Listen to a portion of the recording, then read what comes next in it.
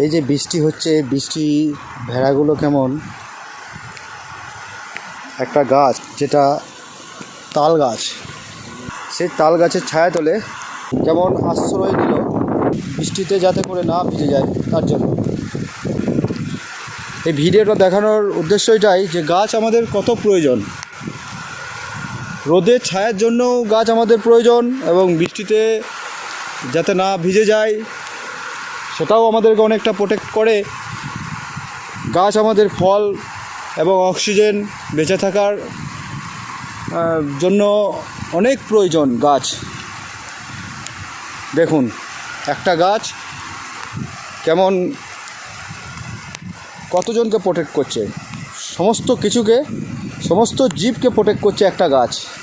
তো সকলেই গাছ লাগান, বেশি বেশি করে গাছ লাগান, এবং চলপাল্টায় সাথে থাকুন, গাছ রোপণ করুন, বিনা কারণে কাউকে গাছ কাটতে দেবেন না।